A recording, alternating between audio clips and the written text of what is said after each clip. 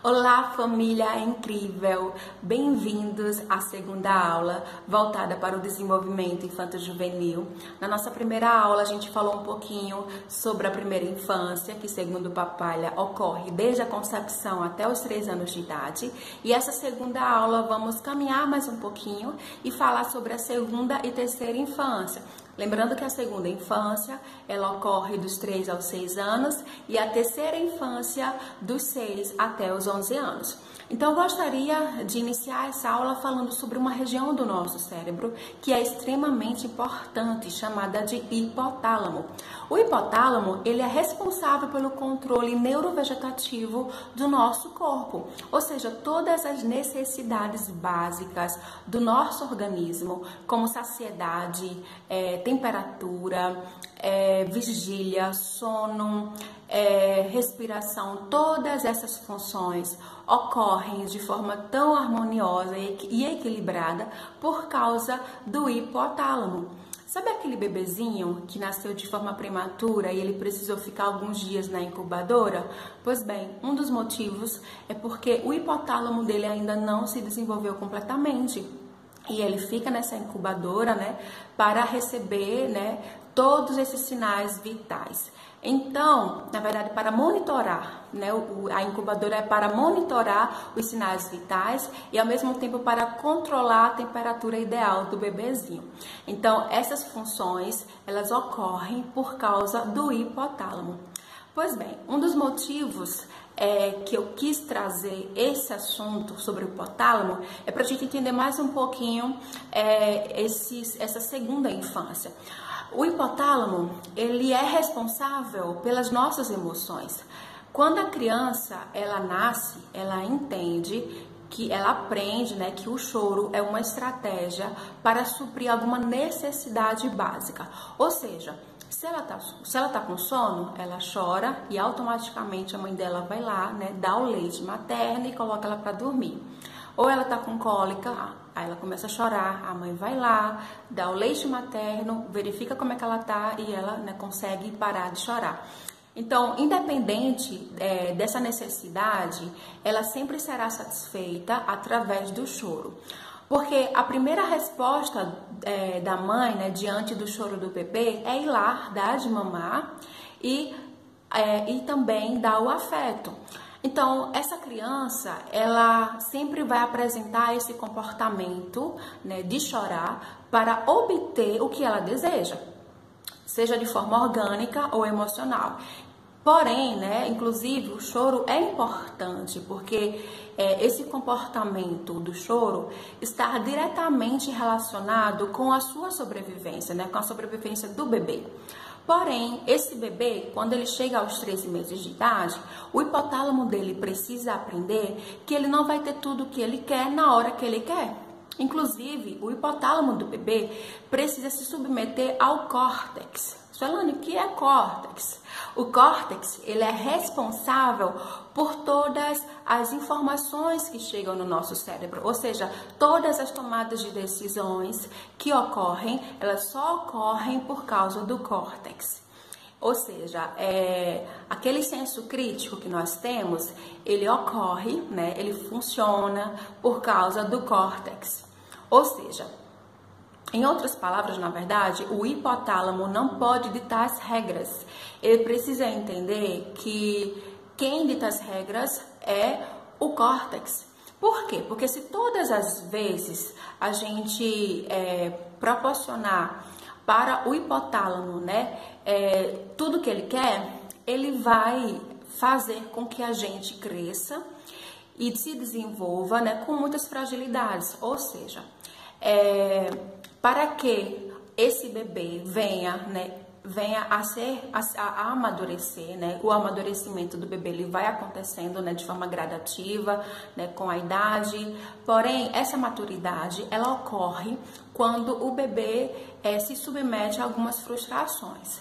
Quando eu falo de frustração, não estou falando de maldade, não estou falando de negligência, não estou falando de omissão. Nós sabemos o quanto o bebezinho ele precisa sim, de todo esse suporte, ele está em desenvolvimento. Porém, com 3 meses de idade, o bebê ele precisa passar por algumas frustrações para que esse hipotálamo se desenvolva corretamente e de forma saudável.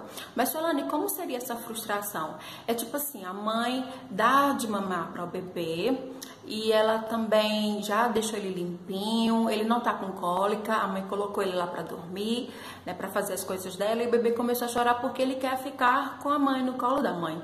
Então, se ele não tá precisando se ele não precisa de nenhuma situação emergente, né? Ele não precisa comer porque ele já está alimentado. A mãe pode deixar ele chorar um pouquinho, porque essa frustração, ela é interessante, ela é importante, né? Para essa maturidade, para o processo de maturidade. Porque quando a criança ela não passa por essas frustrações, lembrando que a frustração ela é importante para o processo de maturidade. Quando a criança ela não é submetida a essas frustrações, ela pode crescer, né, e se tornar um adulto mimado e com dificuldade nos seus relacionamentos. Então, é interessante fazer essa colocação para que os pais entendam, né, como o cérebro da criança se desenvolve. Então, a criança, quando ela está com 3 anos, ela já entende muita coisa, inclusive ela já consegue, sim, dar conta de algumas atividades, de algumas tarefas, né, claro, tarefas e atividades apropriadas e adaptadas para essa idade. Vamos agora falar um pouquinho sobre o desenvolvimento físico, emocional e psicossocial da criança nessa segunda infância, dos 3 aos 6 anos de idade. Então, no desenvolvimento físico, o crescimento ele é constante, a aparência da criança toma proporções mais parecidas com as de um adulto. É interessante que nesse período o apetite diminui e são comuns os distúrbios do sono, né, como terror noturno, sonambulismo, bruxismo. Também surge nesse período a preferência pelo uso de uma das mãos e as habilidades motoras finas são mais aprimoradas, né, como escrever, levar o talher à boca, assim como o aumento da força física. Já no desenvolvimento emocional, a criança ela ainda tem um pensamento egocêntrico. Então, tem pais que chegam no consultório extremamente angustiados porque as suas crianças não sabem ainda esperar a sua vez para falar, né? Às vezes está uma reunião ali, só adultos, a criança quer falar e os pais ficam extremamente desconfortáveis porque a criança ela ainda não entende esse momento, né? O momento que ela pode se expressar, como nós adultos fazemos. Outra coisa também é a criança ir ao shopping, né, ir a algum lugar e ver um brinquedinho e ela querer aquele brinquedo e o pai não pode dar para ela naquele momento e ela entra em pânico, ela chora, ela faz birra. Então, esse pensamento egocêntrico, né, de pensar nas suas próprias necessidades, ele ainda é muito forte, muito presente nesse período. E outra coisa, pai e mãe, vocês não podem desprezar, nós não podemos desprezar as emoções da criança nesse período.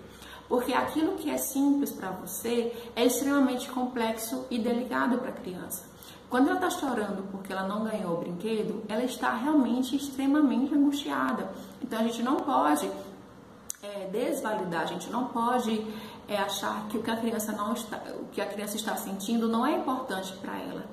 Outra coisa também, nesse período, né, do desenvolvimento emocional, as ideias elas ainda são bem ilógicas sobre o mundo, né? E a criança ela tem uma memória e uma linguagem muito imaginativa, né? Entretanto, a inteligência ela torna-se mais previsível. No desenvolvimento psicossocial, a criança ela tem um autoconceito, né, um pouquinho sobre as suas emoções. Porém, eles ainda são bem complexos. Então, a criança ela já sabe quando ela está com raiva, ela já sabe quando ela está feliz. Só que essas emoções elas ainda são bem complexas. Elas ainda não têm uma compreensão refinada como nós adultos. Nesse período, a criança ela desenvolve a identidade de gênero, né?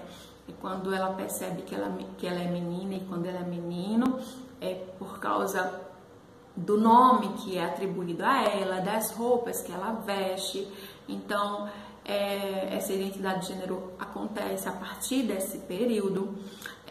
O brincar da criança, ele é mais imaginativo, ele é mais elaborado e social, né? Tem esse altruísmo também, porém, nesse período é comum que a criança tenha alguns comportamentos voltados para agressão e temor, né? Então, são comportamentos, são emoções comuns e esperadas, né?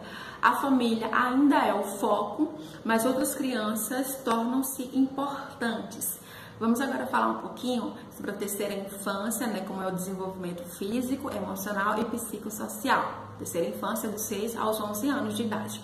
Já no desenvolvimento físico, né, a partir desse momento dos 6 aos 11 anos, o crescimento ele torna-se mais lento.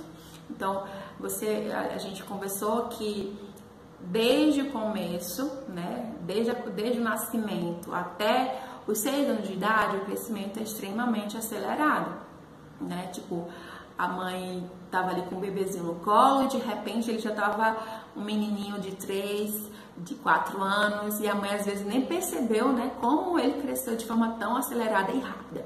Porém, nesse período dos 6 aos 11 anos, esse crescimento ele torna-se mais lento, ele dá uma desacelerada. A força física e as habilidades atléticas, elas aumentam. Então, vocês conseguem ver aí as crianças de 6 a 11 anos subindo em árvore, aprendem a andar de patins e bicicleta.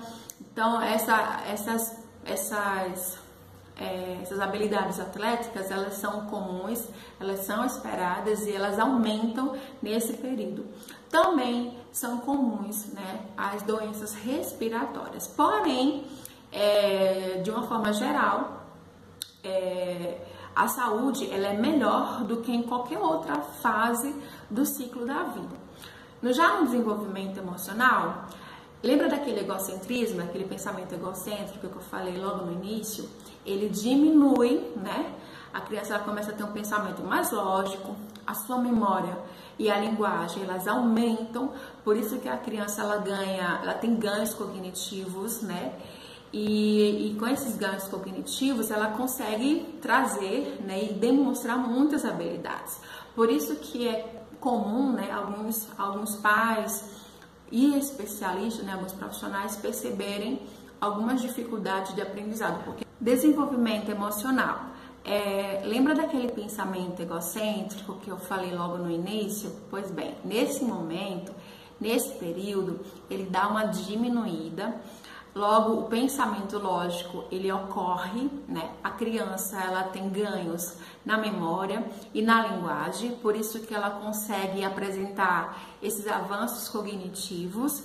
E por essa razão, né, já que nesse momento ela está apresentando todos esses ganhos, né, que ela obteve durante essa fase, é possível também e mais perceptível dos pais, assim como os profissionais, perceberem dificuldade de aprendizado na criança, porque é nesse período que ela consegue demonstrar as suas dificuldades. Já no desenvolvimento psicossocial, o autoconceito ele torna-se mais complexo, né? E por isso acaba afetando um pouco a autoestima. Os colegas eles tornam-se importantes e por isso que o pai nesse período ele tende a ter mais controle, né, sobre os filhos. Eles acabam ficando mais no pé. Essa terceira infância ela realmente é bem desafiadora. Pessoal, foi uma alegria poder falar um pouquinho com vocês sobre essa segunda e terceira infância. Aguardo vocês na nossa terceira e última aula sobre adolescência. Um abraço e aguardo vocês. Até lá!